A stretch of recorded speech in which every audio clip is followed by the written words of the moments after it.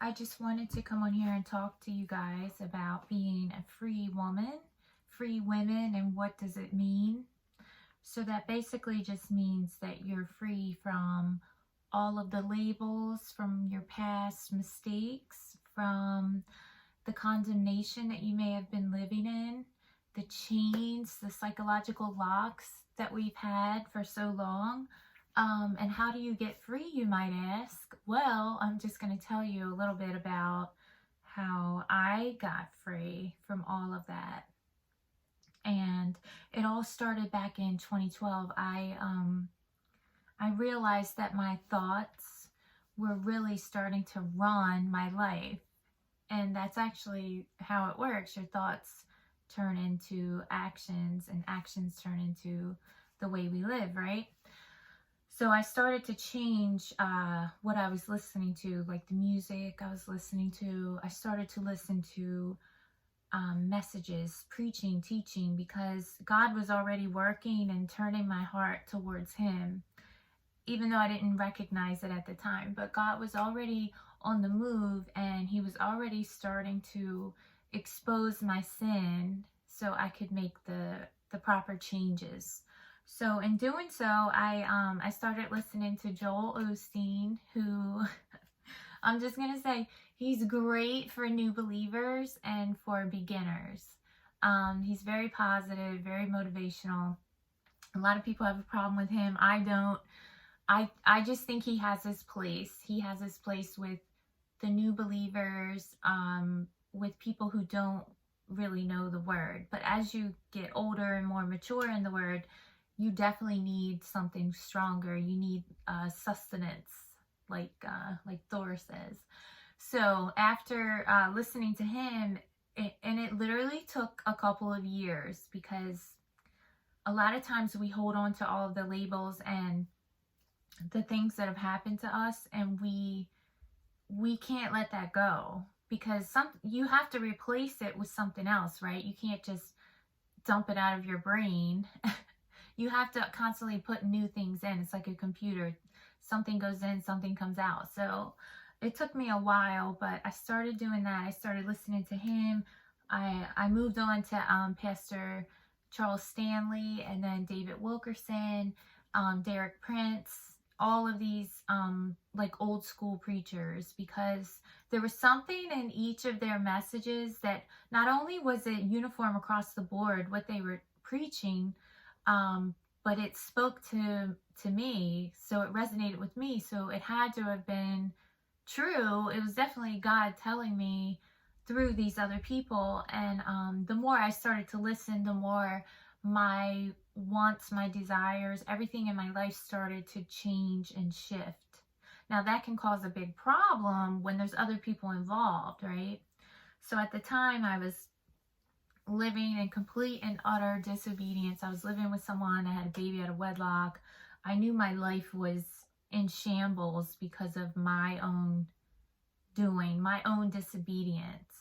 A lot of times we get into these relationships or situationships, or we'll start doing drugs or drinking or trying to fill our voids because we have soul holes, like literal holes in our soul that can only be filled by God. But instead of seeking God, we seek everything else. And a lot of times that's how we end up where we are, by our choices and the things that we've done. But I'm just here to tell you that you don't have to stay that way. You don't have to live that way.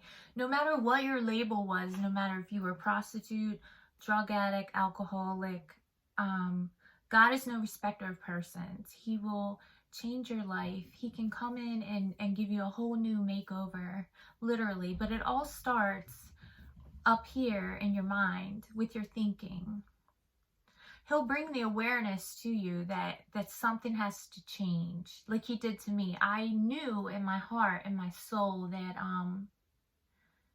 it had to change, man. I just couldn't keep going on that way, because I wasn't even happy, and it wasn't a good example for my children.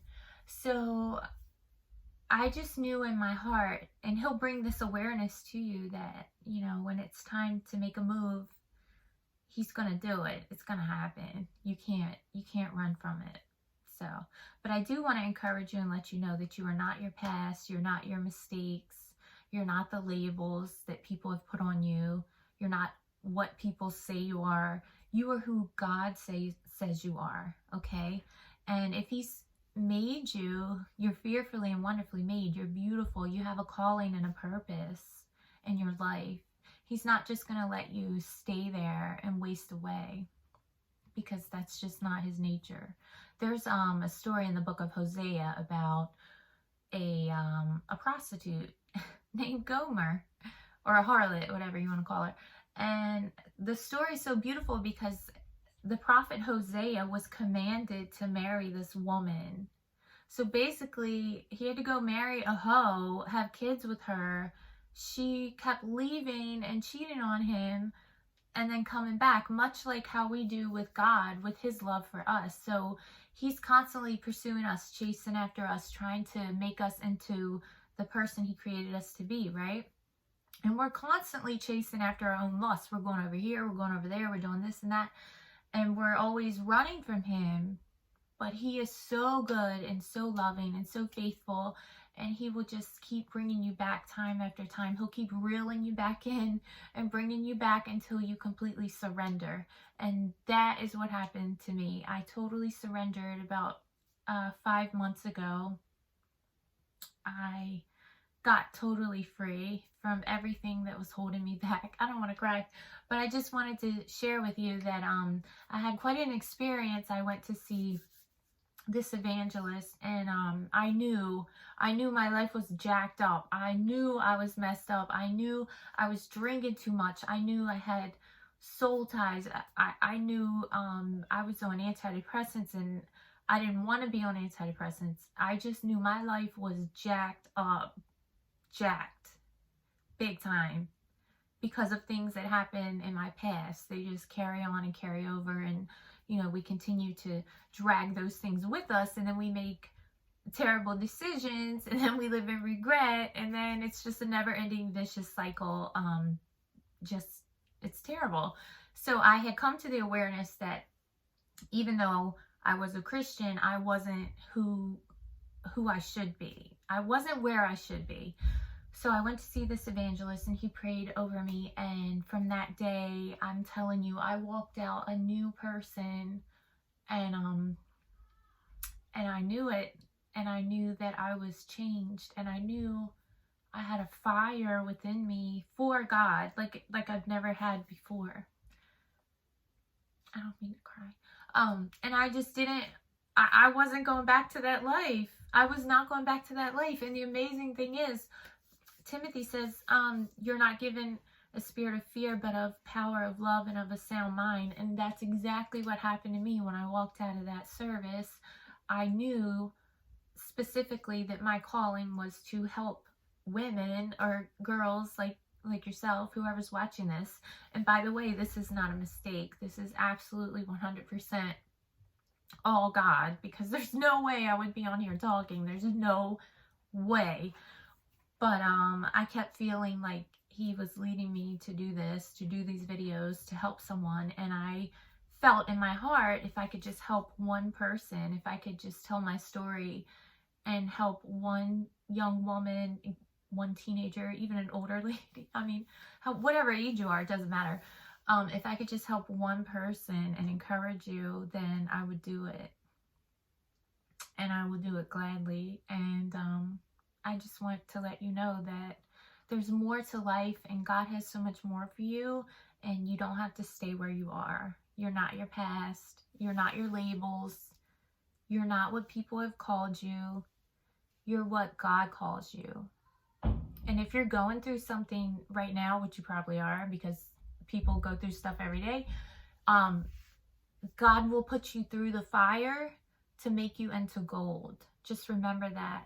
Everything that's happened to you in your life is for a reason. There's a purpose for it. It's to refine you, to bring out the best in you, to make you into the woman that God has called you to be. Don't ever think that it's just a waste, or why did this happen to me? That was, a mistake, because as you grow in your walk and you look back over your life, you're going to see that God was there every step of the way. He was holding your hand. He was holding you up. He was keeping you alive.